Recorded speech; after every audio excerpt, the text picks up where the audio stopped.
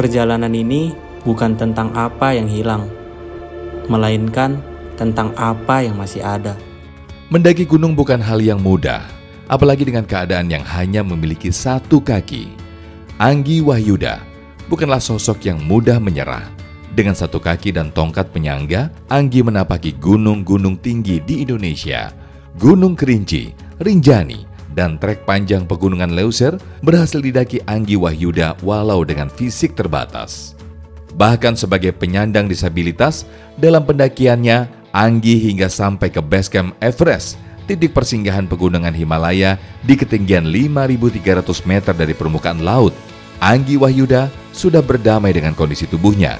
Selain hobi mendaki gunung, pemuda asal Binjai ini juga merupakan seorang stand-up komedian yang sering membawakan komedi satir tentang kehilangan satu kakinya. Bagaimana kisah luar biasa seorang Anggi Wahyuda?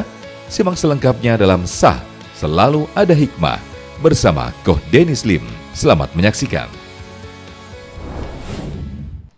Sah Selalu Ada Hikmah. Bismillahirrahmanirrahim. Assalamualaikum warahmatullahi wabarakatuh. Teman-teman, balik lagi di acara kesayangan kita, Sah Selalu Ada Hikmah. Tempat kita mengambil hikmah yang luar biasa dari narasumber yang juga luar biasa. Kali ini seseorang yang dia juga komika, tapi dengan kondisi fisiknya yang mohon maaf, kakinya ada satu saja, tapi sudah mendaki gunung. Bahkan kemarin ini sudah nyampe ke Everest, Masya Allah. Dan sekarang baru balik tanggal 5 Juni kemarin. Kalau pengen tanya-tanya, gini gimana ceritanya beliau berdamai dengan diri, sampai malah jadi pendaki, juga punya karir sebagai komika. Langsung saja kita ambil hikmah dari beliau. Assalamualaikum warahmatullahi wabarakatuh, Bang Anggi. Waalaikumsalam, Ko. Terima kasih, Ko, dari undang. Alhamdulillah, sehat ya? Alhamdulillah sehat. Saya izin ngambil hikmah ini ceritanya. Ayo. Prestasinya kemarin tanggal 5 Juni baru pulang dari Nepal. Everest Base Camp. lewat Nepal ya? Ya, lewat Nyampe Nepal. ke base campnya di base camp Everest ya? Iya, Base Camp Everest. Itu di ketinggian 5.300 mdpl. Kalau di Indonesia yang setara dengan base camp satu itu 5.300? Nggak ada. Nggak ada ya? Nggak ada. Bahkan kayak Nggak ada. gunung-gunung di Indonesia itu mayoritas puncaknya itu kan 3.000 mdpl. Cuma 3.000-an ya? Iya, di sana tuh 3.000 mdpl masih ya rumah-rumah warga. Rumah warga biasa Rumah warga. ya? Masih pedesaan Masih biasa. pedesaan. Dan beliau sudah melalui itu semua dengan kondisi yang mohon maaf. Iya satu, Masya Allah. Sebelum nanti kita juga tanya terkait kenapa bisa begitunya. Kau penasaran dengan apa saja yang sudah beliau capai ini? Sejauh ini sudah berapa gunungnya yang sudah disambangi? Aduh, kalau gunung sih lupa ya kok ada berapa, tapi Seven Summit Indonesia itu alhamdulillah udah 4. Rinjani, Summit. Kerinci, Binaya, Latimojong. Ya 7 puncak itu sudah 4. Udah 4. Target pengen semua ya insya Allah. Iya, insya Mulai Allah. dari kapan sih Daki? Daki gunung sebenarnya masih tergolong anak baru kok tuh, Anak 2020. Tapi di 2020 itu mohon maaf sudah dari kondisi yang? Udah. Anggi disabilitas dari 2015 kecelakaan. Oke, dan sekarang sudah tadi sekian banyak gunung yang sudah tidak terhitung, salah satunya 4 dari Seven Summit di Indonesia. Nah itu kalau berangkat kayak gitu sama siapa aja tuh? Kalau Perlu banyak yang mohon maaf, bantuin nggak sih? malah kalau di Jawa ya, selama Anggi merantau di Jakarta itu karena harus bikin video, harus bikin konten tuh ada tim bareng. Tapi kalau di Sumut tuh biasa sendiri. Karena mayoritas gunung di Sumatera Utara itu kan gampang ya. Itu treknya paling cuman 2 jam sampai 4 jam gitu doang. Jadi Udah beres ya? masih aman. Kalau di sini kan mayoritas tuh pagi sampai sore gitu. Jadi Masya butuh Allah. tim. Selain mendaki, sebetulnya yang profesi hariannya nih gitu istilahnya, setiap hari dilakuin atau barangkali usaha atau apakah, ngapain aja Bang Agi biasanya? Kalau sehari-hari ya, kalau di Jakarta sekarang full time-nya itu adalah ngonten, dan sekarang juga tim asistensi di Kemenpora bareng Pak Wah, ikut Dito. Kemenpora ya? Iya, di itu tim asistensi disabilitas dan gender. Tapi kalau untuk di Binjai itu Anggi ada beberapa usaha yang udah dijalankan oleh keluarga dan teman-teman. Iya, karena buat ngedukung itu semua kan, yang kau tahu ya, nggak cukup tekad modal pengen naik gunung, tapi juga kudu nyiapin budget, karena Iya, tools-toolsnya juga nggak mungkin pakai sendal jepit, harus pakai sendal yang khusus Iya. ya, dan lain-lain. Tapi- Ceritain dong, ada pengalaman unik apa aja nih selama ini ngedaki? Banyak ya kok pengalaman uniknya, tapi kalau yang paling berkesan tuh adalah satu hal yang nggak Anggi pikirkan dan itu terjadi, dan itu yang bikin Anggi semangat sampai sekarang. Apa tuh? Jadi dulu tuh Anggi niatnya naik gunung itu karena depresi, Iya. karena kayak pengen lah nyari bener-bener Tuhan itu ada atau enggak gitu. Oke, bahkan pencarian Tuhan juga. Pencarian ya? Tuhan. Terus? Dan ternyata yang Anggi dapatkan sekarang tuh bukan itu doang gitu. Impact dari video-video yang Anggi bikin tuh bahkan sekarang itu ternyata banyak orang yang termotivasi. Dari situ bahkan ada sekitar hampir 20 orang gagal bunuh diri gara-gara lihat video-video itu. Jadi, dan itu yang jadi kekuatan yang ngelihat ya Allah. Iya, makanya sampai sekarang naik gunung tuh senangnya karena itu kok. Naik gunung itu benerkah seberbahaya itu karena kadangnya ada yang sampai hilang, ada yang wafat di sana? Menurut Anggi ya kok, iya. Rintangan dan tantangan besar itu bakal minim ketika kita memiliki persiapan yang matang. Jadi sebenarnya iya apapun itu ada risikonya, tapi kalau kita memiliki persiapan yang matang tuh nggak terlalu beresiko banget. Yang penting udah ada persiapan. Dan kesulitan untuk itu semua gimana dengan izin mohon maaf kondisi fisik seperti ini? Yang jadi kendala paling beratnya itu apa sih ketika setiap kali ngedaki dibanding orang-orang yang lain? Sebenarnya kalau secara obstacle tuh udah Anggi pelajari ya rata-rata, tapi sebenarnya tantangan terbesarnya itu adalah ya masyarakat kok.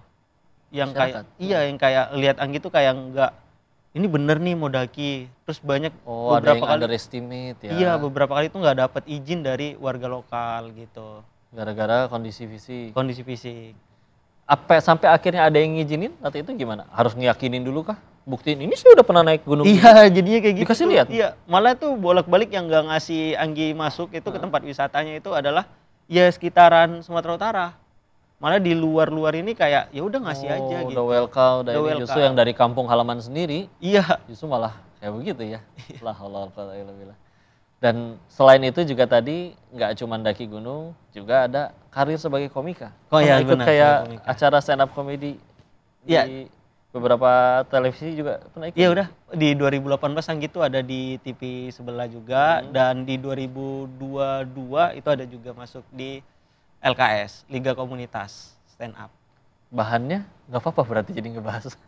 Malah Anggi pikir kayak, wah ini mungkin hikmahnya gitu. Hikmahnya. Karena gara-gara ini tuh Anggi jadi lebih gampang untuk stand up. Memang kalau misalkan orang yang ngebahas fisik orang lain kan takutnya malah jadi tersinggung. Tapi ini kan justru kan terjadinya ke diri sendiri. Iya benar. Jadi kayak seolah menunjukkan bahwa aku aja berdamai nih. Iya. Di saat yang lain mungkin ada yang memilih Tuhan jahat, Allah jahat. Iya.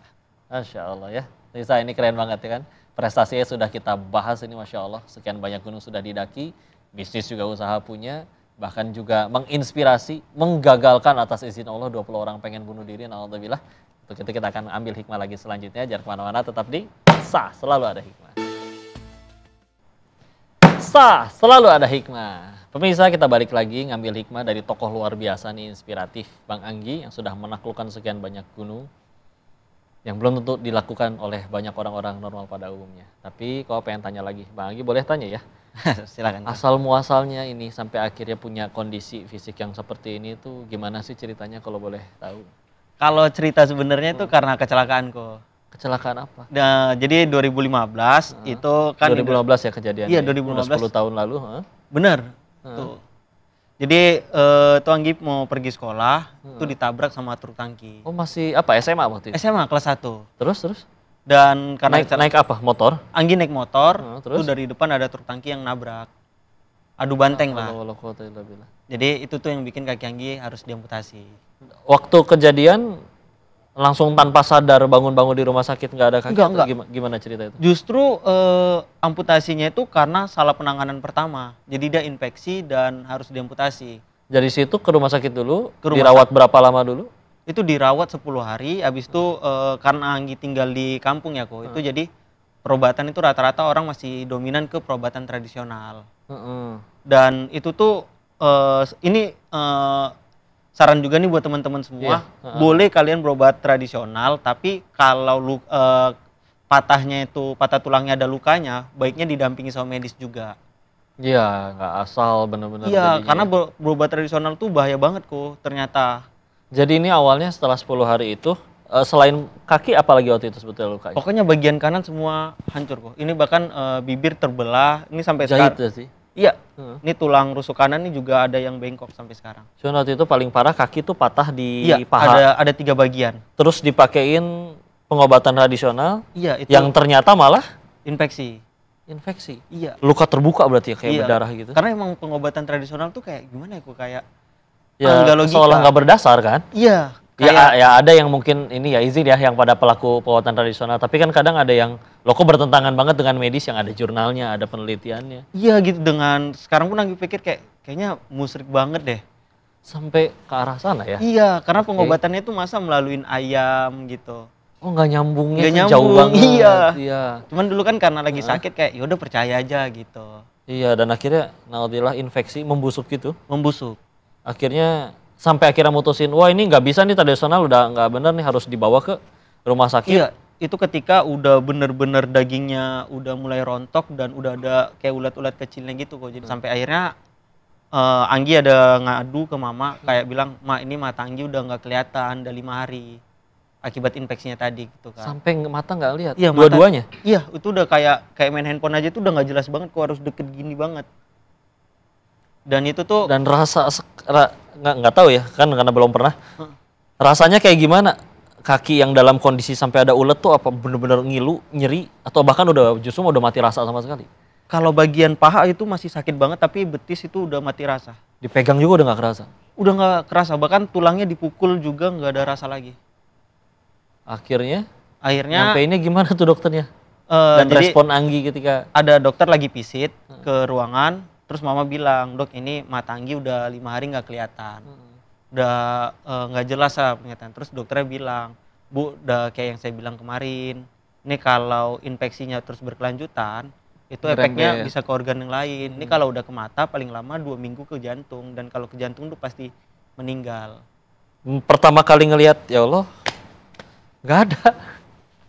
Pada saat itu tuh yang dipikirkan adalah Anggi mau diamputasi karena cuman nggak mau lihat mama sedih. Oh, Dan jadi lebih kalau penting perasaan mama. Iya, dan pada saat itu yang dipikirkan kalau mama meninggal, pasti Anggi tuh dalam hitungan jam atau berapa hari tuh pasti ikut bunuh diri, pasti mau bunuh diri ikut mama aja. Iya, karena biar gimana ya kebahagiaan beliau ya. Ya, karena cuman pengen nggak mau lihat mama sedih aja gitu. Terus bener gitu setelah akhirnya diamputasi tuh penglihatan mulai kembali normal. Balik normal kembali. Cuman sekarang tuh kayak udah mulai kayak mata udah minus lagi gitu. Penglihatan juga agak kurang kalau jauh gitu. Oke, dan akhirnya sempat ada perasaan ini, marah ke Allah, kenapa takdir saya begini? Padahal saya itu sempat nggak percaya Tuhan. Itu gara-gara itu kejadian itu. Kejadian itu iya, terus ditambah lagi di 2020 tuh mama sakit parah lah sampai pindah rumah sakit gitu, pindah rumah sakit. Jadi Anggi mikir kalau Tuhan itu, katanya kan Tuhan itu ketika ngasih ujian itu tandanya sayang. Ini kalau Tuhan sayang, kenapa Tuhan udah ngambil kakiku tapi ngambil kesehatan mamaku juga gitu. Sekarang gimana mama? Alhamdulillah udah sehat. Akhirnya sembuh juga ya, sehat juga. Alhamdulillah. Dan gimana nih perasaan mama ngelihat justru dengan kondisi seperti ini tetap aja berprestasi, naklukin gunung yang belum tentu bisa taklukin orang, jadi komika juga. Nah jadi alhamdulillah itu mama udah seneng banget, dan ya kayak sekarang tuh impian Anggi tuh udah tinggal satu lagi lah. Apa tuh? Pengen umrohin mama aja. Sekarang lagi berusaha nabung. Ini gitu. ketonton ada travel umroh yang nonton juga bisa. Amin. Tapi insya Allah berusaha sendiri dah. Iya. Karena biar usaha Anggi. Biar pahalanya diambil Anggi semua ya. Iya. Insya Allah. Jadi yang paling memotivasi mama ya, biar gimana? Mama. Sang itu tinggal di rumah di Binjai itu berapa saudara sih? Kalau di Binjai itu Anggi 3 bersaudara. Anggi anak laki satu-satunya paling kecil. Oh, ada kakak perempuan dulu? Ada kakak perempuan, tapi sekarang Anggi udah merantau di Jakarta sendiri. Masya Allah. Suka kesini nggak mama?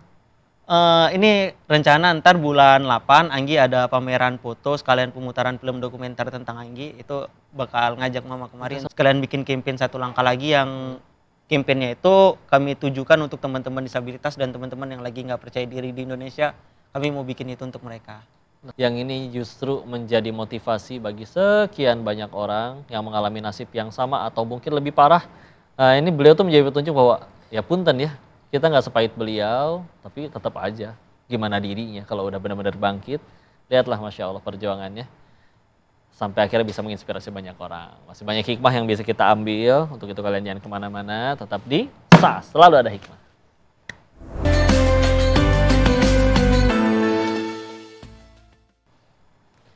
SAS, selalu ada hikmah. Balik lagi pemirsa di acara penuh hikmah ini, acara kesayangan kalian. Kali ini kita lanjutkan pembahasan dengan tokoh inspiratif Bang Anggi ini, Masya Allah.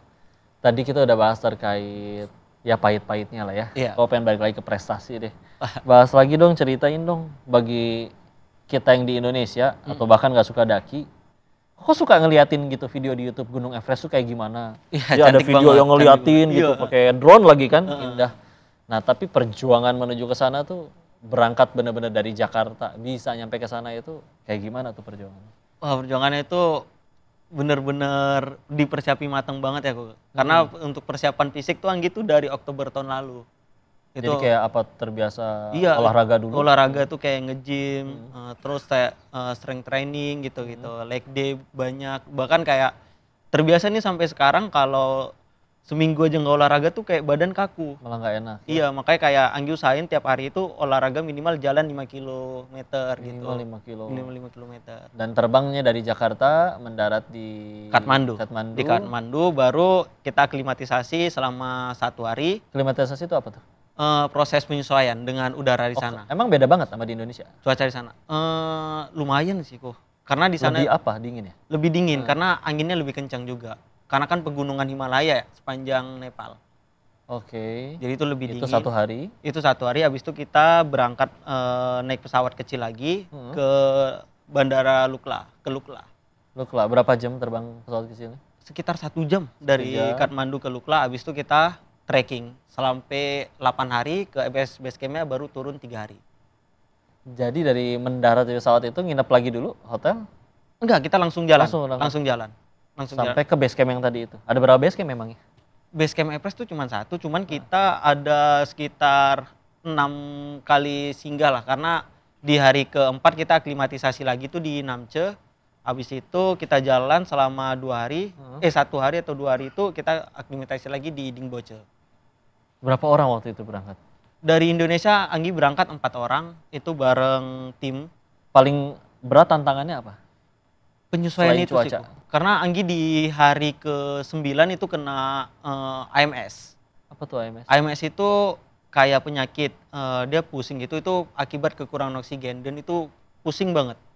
Dan itu Anggi tuh kenanya bukan di AMS lagi tapi HPE. Jadi tiap ketinggian itu punya namanya masing-masing. Kalau AMS itu di ketinggian 3000, kalau di 4000 Anggi lupa apa, terus tapi di 5000 tuh HPE. Dan AMS itu tuh efeknya paling cuman pusing dan lemes doang. Tapi kalau HPE itu bisa pusing sampai meninggal. Tapi kemarin tuh alhamdulillah Anggi bisa jalan lagi tuh sampai 11 km untuk dapat oksigen yang lebih bagus. Turun ke bawah. Yang paling indah menurut Di Indonesia Anggi. atau di luar kok? gabungan semua? Ya kemarin sih EBC itu salah satu paling indah, tapi kalau di Indonesia paling indah itu Gunung Rinjani. Banyak yang bilang gitu sih. Iya Rinjani, karena Banyak lengkap yang banget. bikin bilang, sampai ada pertanyaan kalau ada gunung yang pengen bikin balik lagi, banyak yang jawab Rinjani. Ya? Iya Rinjani. Itu Kenapa? Apa indahnya Rinjani? lengkap kok. Kita di situ sabana rumputnya itu ada beberapa kita lihat, terus ada air panasnya, ada danau, terus ada view kayak di Torean itu tuh kayak Jurassic Park gitu. Seriusan? Tinggal nggak ada dinosaurusnya aja ya? Iya, memang itu julukannya memang Jurassic Park Indonesia, makanya turis-turis pendaki asing tuh banyak datang ke situ. Ya Allah, betapa yang paling keren tuh tadi kata menurut kau pribadi ya, bahwa kondisi kaki seperti tadi pun yang sudah sakitnya seperti apa nggak kebayang, tapi ketika sudah kasih sayang kepada ibu itu menang, bahkan yang lebih dipikirin adalah nggak pengen ibu nangis. Itu Masya Allah banget. Betapa kasih sayang ibu segitu luar biasanya. Saking luar biasa kasih sayang ibu bisa jadi motivasi juga yang luar biasa bagi seorang anak, sampai tidak mempedulikan betapa banyak sakit seperti itu pun. Makanya untuk itu di luar sana juga hikmahnya bagi anak-anak yang punten masih nyakitin hati orang tua, sekedar jadi beban, mereka sayang memang betul, cuman malu kalau misalnya kita nggak bisa bahagiain mereka. Mereka tuh demi bahagiain kita tuh nyawa juga diberikan. Maka kita harus jadi anak berbakti, karena cara terbaik untuk balas kebaikan beliau itu cuma satu aslinya. Kita jadi pahala jariah bagi mereka. Kita nggak akan ditanya nanti pas jadi orang tua, anak kamu sudah jadi presiden atau apapun itu, tapi yang akan kita harapkan doa dan istighfar dari anak-anak yang kita sayangi. Makasih banyak Bang Anggi. Terima kasih Ko udah diundang, Ko. Mudah-mudahan kita bisa jumpa lagi, Amin. sama-sama beramal soleh lagi. Untuk kita pemirsa jangan kemana-mana, saksikan selalu acara Sah Selalu Ada Hikmah yang selanjutnya untuk mengambil hikmah terbaik dari yang bisa kita petik. Assalamualaikum warahmatullahi wabarakatuh. Barakallahu fiikum.